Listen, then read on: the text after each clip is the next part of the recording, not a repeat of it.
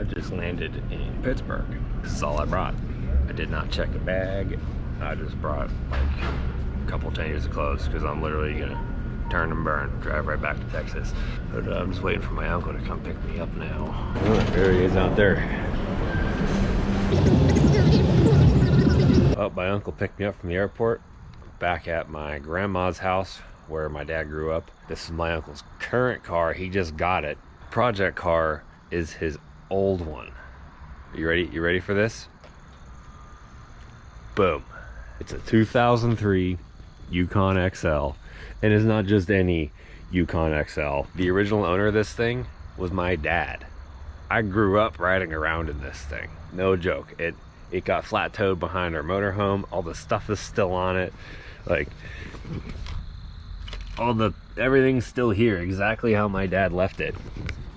My uncle never changed anything. He just drove it. There was the OG 95 Suburban that I was like obsessed with when I was little. And my dad got rid of that in 2003 when he bought this. I didn't like this thing because it was the one that replaced the one that I liked.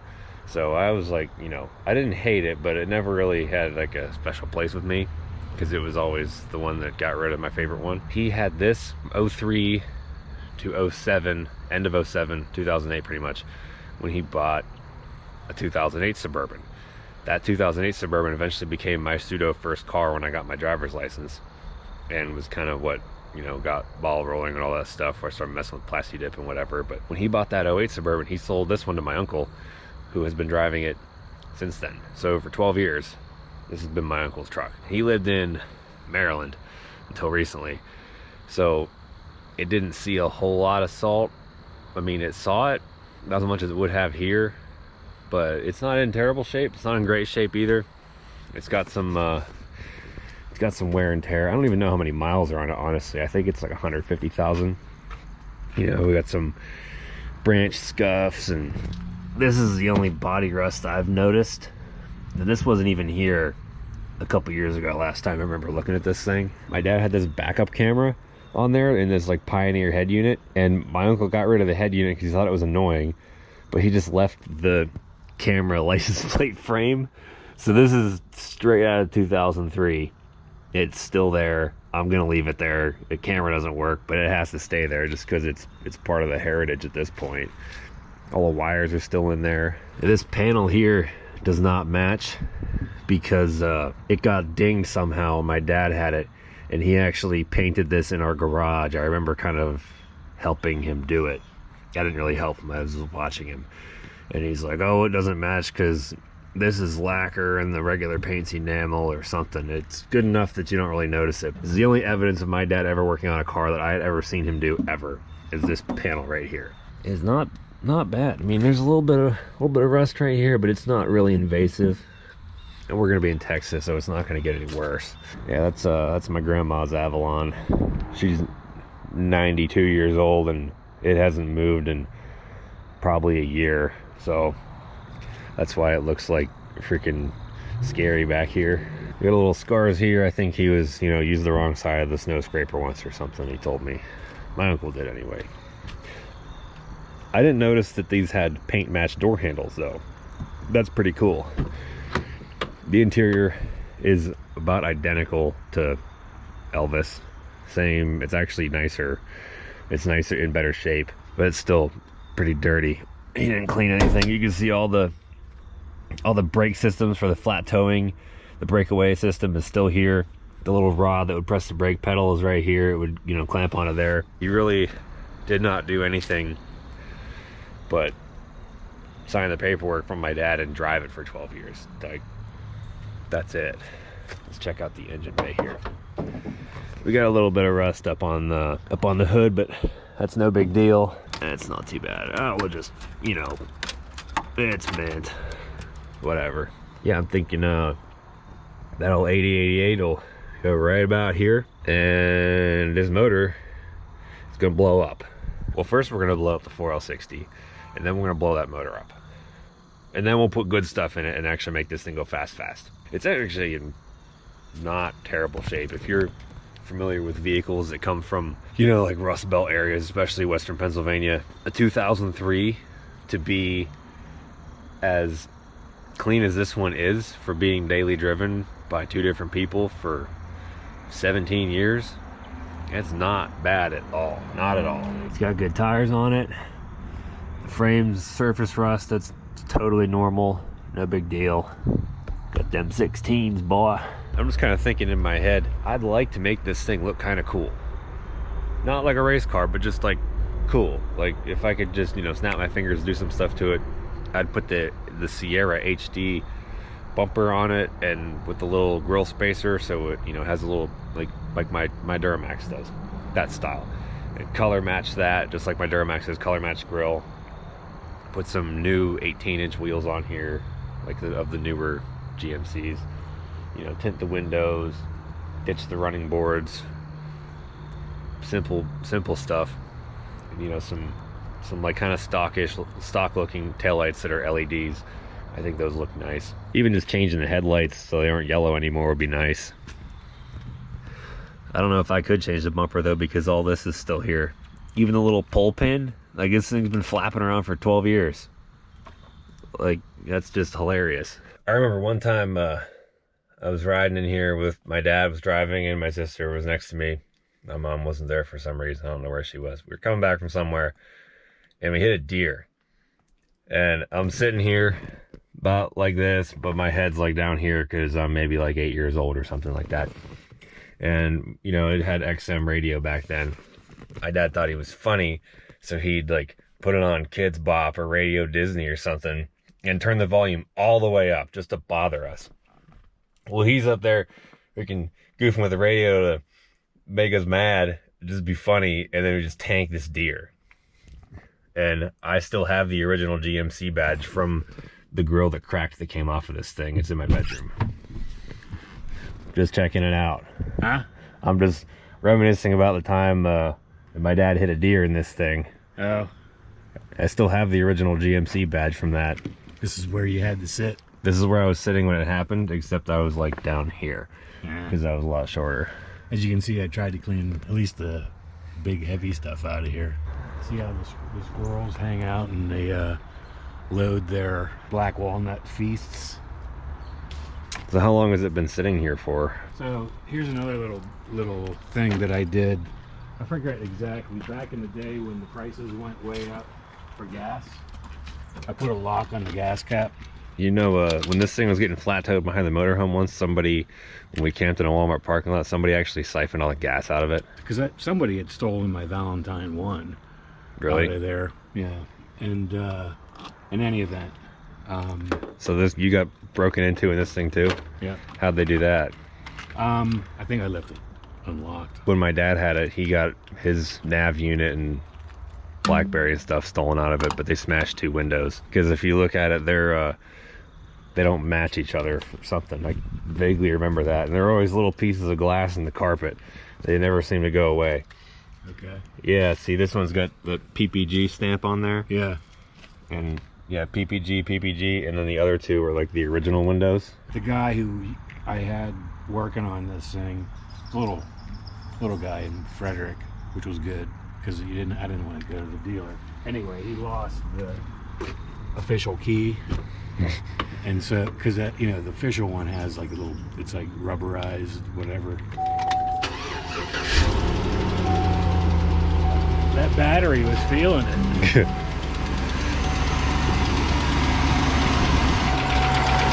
Sounds like we got a little bit of an exhaust leak.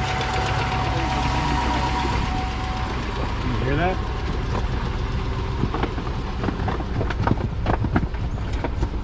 Well, there's a blower in there. I don't think he's happy with the blower. Oh, that's a squirrel? Yeah. Squirrel, or somehow or another he got some of these walnuts stored in there. All right, so we got squirrels. They're rolling around like bingo balls. This is built in Arlington. The factory for that is like 2 miles from the shop. I pass it every day. I see the suspension light's probably on because this ride height sensor bar right here. Yeah. It's not connected to anything anymore.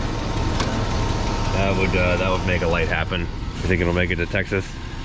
Yeah, I mean, as you can tell, when you first started it up, you could sort of hear a bit of a washer machine noise, so to speak. Yeah. and after it warms up, it goes away. You don't hear it anymore.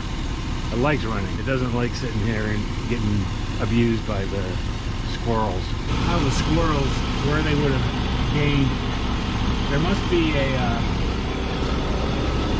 some kind of a, oh look, here we go.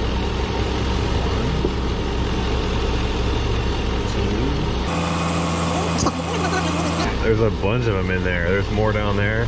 Yeah.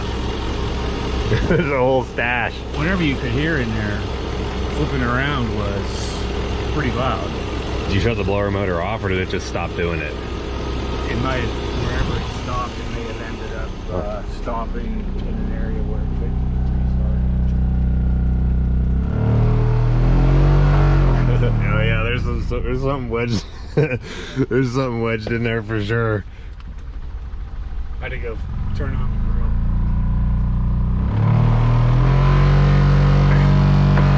There we go.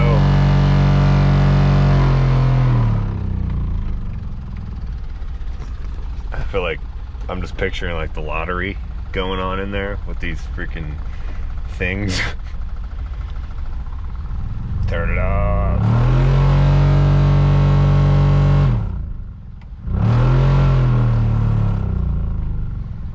All right. Hopefully we don't need any air conditioning on the way back. Luckily the weather's about prime, so it shouldn't be a problem.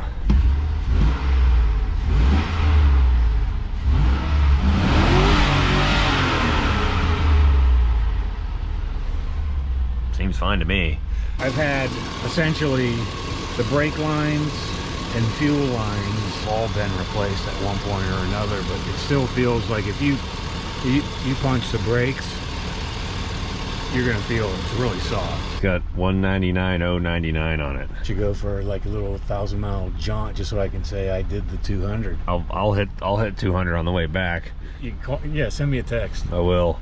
That's pretty monumental. It's a big deal. It is. This is very interesting. There's a lot of history in here.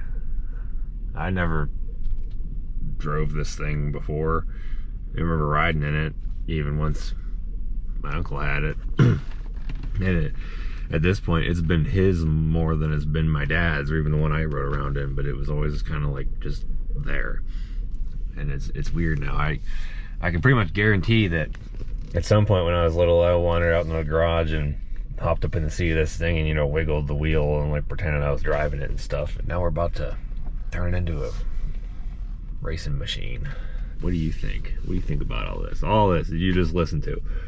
What's going through your mind right now? I want to know. Because I'm just 24 hours ago, it was not even on my radar to go to Pittsburgh. And now I bought a plane ticket as soon as I got back from the gym, hopped on the flight this morning, and I'm here. And now this is what I'm doing. So kind of pumped, kind of confused, but that's where the good stuff is. Hear that?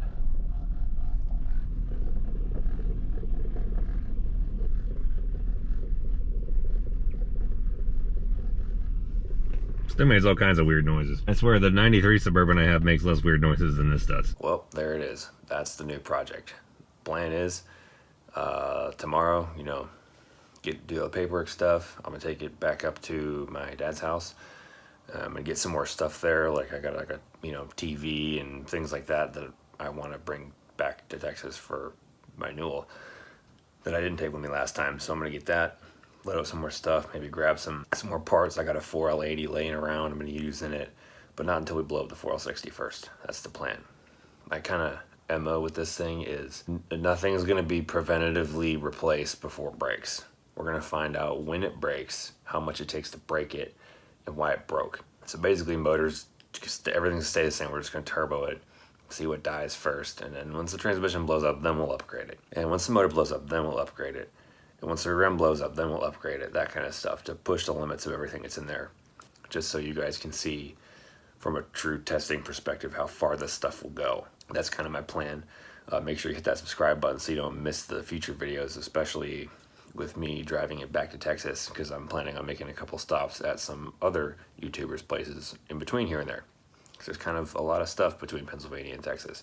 So stay tuned for that. And following this is a little bit of a bonus footage of my grandma telling the story of her '70s Pontiac Granville with a 455 when she accidentally jumped it. She's 91 years old and has all kinds of ridiculous stories. Kind of can't remember them sometimes, but I thought this clip was pretty funny. Yeah, remember when your Pontiac Granville with the big block? Why don't you tell that story about what you did with that documented? No, I mean, it's a true story. Always in a hurry. Always, I was late. I was going to be late. I had another girl in the car with me, and we were going to visit this other girl. And then I figured, oh, I got to hurry up, give it some gas. And I started going because there wasn't any traffic because it was out in the boonies. I'm going. And then faster than I had been going. And I went pretty fast. And the next thing I know, there was a big noise. The car was up off the road. It was.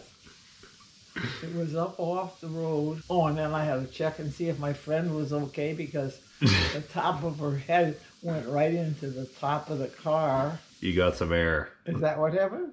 We said the car was off the ground. Oh yeah, well it happened all so fast. It doesn't stay off the ground.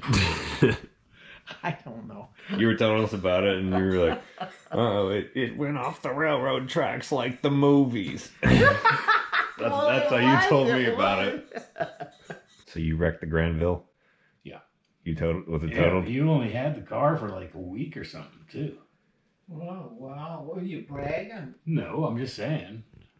So she had the car for a week, jumped it off the railroad tracks, and then I don't remember the totaled railroad it. track thing. I don't even think you were in our life when I did What do you railroad. mean? I'm your son. How can I not be in your life? God.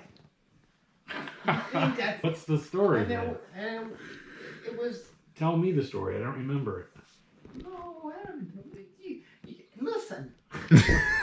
No, it's not funny. It was when I drove those big giant cars. It was I definitely. loved them. You know that I love those big cars. It was definitely a road yacht.